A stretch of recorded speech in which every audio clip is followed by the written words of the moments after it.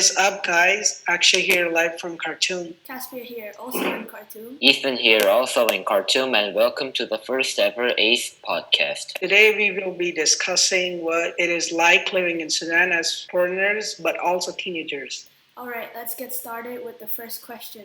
What is the atmosphere like living in Sudan? So the atmosphere in Sudan is in north of Africa, so there's a lot of heat in the summers. But it's not humid like most of the Asian countries, and the weather is okay. And then in winters, it's not that cold. Again, North Africa. So it's like in the middle of the earth, so you get a lot of heat because of the sun. So the weather it's not that bad. It's nice it's moderate. It doesn't change a lot, so it's good. I like Sudan because the weather, it doesn't rain. So it's not humid, but the feeling you get when you're in Sudan is the people are very friendly. So that's what I like most about Sudan. Yeah, well, the atmosphere here is very sandy and very hot. Also, it is dry, so the humidity levels are low, like Akshay said, which makes it a bit more endurable in the summer, unlike Dubai or... Dubai is just... Yeah, Dubai... That's scorching and humid. And a few days ago, I saw on CNN Dubai was 45 degrees. You're melting. It's a good thing. It's a good thing we don't have deserts in the city. Yeah. In Dubai, you have deserts everywhere. Okay. Oh, and the atmosphere changes when you go to the desert. Remember when we went to Meroe? Yeah. At 12 when we were setting up our tents. So it was really hot, and then at night when we were sleeping, it was cold. So windy and cold. Yeah, and then as you go, well, maybe Ethan hasn't been to Meroe because of lockdown. But I haven't been yet. Meroe has more pyramids than Egypt, but as you drive to Meroe, it's not like the dry city, or it's not sandy, it's grassland. Yeah, the steppe regions, I think. So it's dry grassland. The Gobi Desert. Alright, also, you get a really nice view of the stars at night. Because there's no air pollution and light pollution there. Okay. Yeah, I've never seen many stars with my bare eyes. What is your favorite thing about living in Sudan? I think the people in Sudan are very nice, and that's one thing I like. Also, most of the time I don't really go outside, so most of the time I'm at my home, or it's the school, or sometimes the restaurants. Yeah, so the school is nice. Most of my time in Sudan has been either in the house because of the lockdown, or in the school during the school days. Sudan is a really nice place, and I think the people are really nice. For me, actually, it's almost the same. So my favorite thing is the friendliness of the people, but a close second is the weather, because I don't like rain that much and I don't like humidity. But my favorite is how the people are so kind and warm and welcoming even though we're foreigners. Yeah, same. It's really nice that it doesn't rain a lot and it's not humid. I remember back in India, I would play during 11 or 10, and it was so humid, I would sweat a lot there. And it was really sunny over there. Yeah, my favorite thing about living here is that there is a lot of spare time to do leisure activities like reading books and watching movies.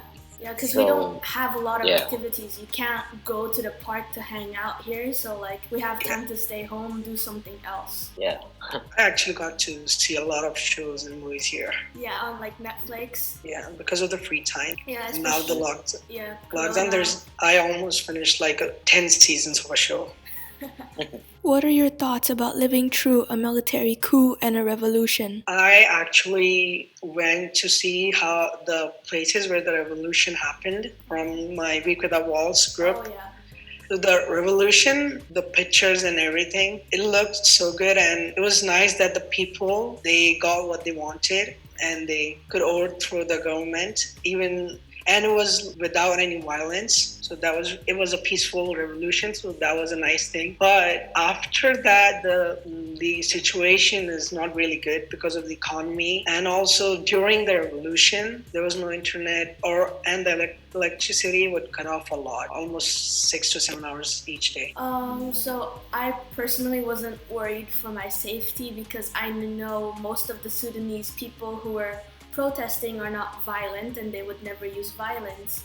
to overthrow the government. But then like we had no Wi-Fi, so even though I had no fear, I just wanted to know what was actually happening on the outside. But after the revolution finished, I actually felt really like, even though I'm not Sudanese, I felt really happy for the people because they got what they wanted. But then I also see that that was just a small step into like a future working democracy, but it was a really good step, like a really good way to begin. Yeah, well, for me, I wasn't in Sudan during the revolution last year, but I experienced the failed 2016 Turkish coup attempt. Actually, that night of the coup attempt, I was actually playing with my friends inside our compound, when I heard from my dad about the coup d'etat. So I heard some distant noises that night, maybe gunshots being exchanged, or it could have been calls from my worried family members. Actually, Caspia might know him. It's Ahmed, our friend. He told me that once he went outside for the revolution and he saw a sniper aiming at him. Like a sniper almost sniped him. Oh, okay. Yeah. Yeah, that was the thing, because during the whole duration of the revolution, which was like around 2 weeks where it was intense, we were just staying at home because that was like what was the procedure given to NGO and United Nations families. So we were staying at home. So as foreigners, we didn't have the fear of being outside the way the Sudanese were. So that's why I felt safe. But I mean, none of us are Sudanese, so we can't talk for the Sudanese people themselves. Yeah, for me, thankfully, during the coup attempt, I think it was summer break actually, but it was quite violent. Yeah, I saw cars barricading the military bases, and I felt a bit worried because it was quite violent.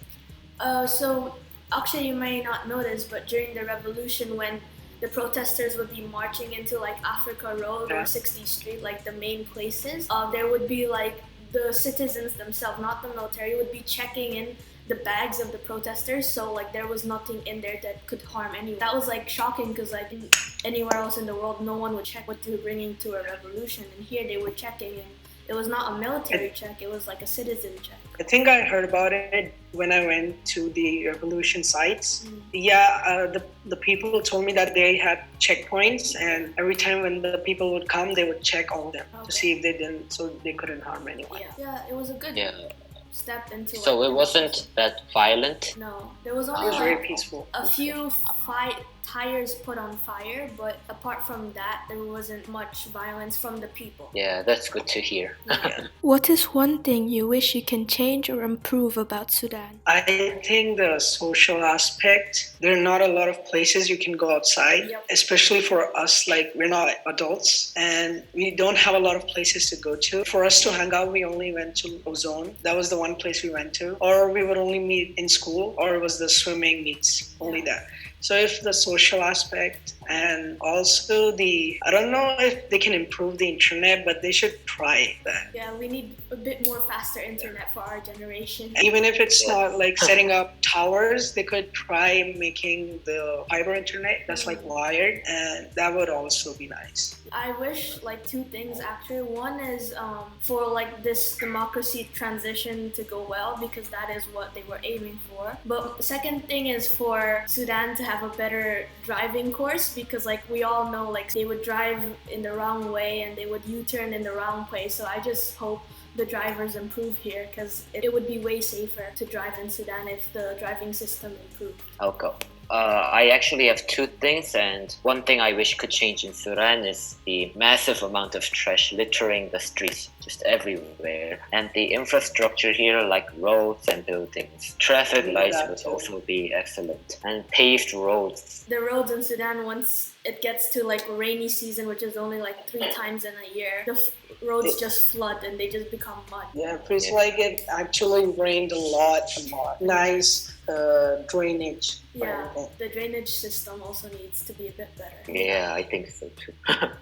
What do you think you will miss most about this country? As I said, the people are nice. That's one. And also, the school here is very nice. And all the friends I made here, those are the two things I will miss the most. Exactly the same. I'll miss the friends I've made here because I've made some really good friends, both Sudanese and non-Sudanese. And I'll also really miss a few of the teachers because I became really close with a few of the teachers. So I think I will miss my home because it is over twice the size of my original home in Korea. And also I think I will miss my friends and acquaintances I made here. It's all about people in Sudan. Yeah. That's all you have. Because like we can't go anywhere, so all we have is like the people, the friends we have. Is Sudan a nice place for a 13 or 14-year-old? Not the best, but it's not the worst either. It's in the middle. I met a lot of people here, and the more people you meet, it's always better for you. So I think that it's not the best, but it's not that bad.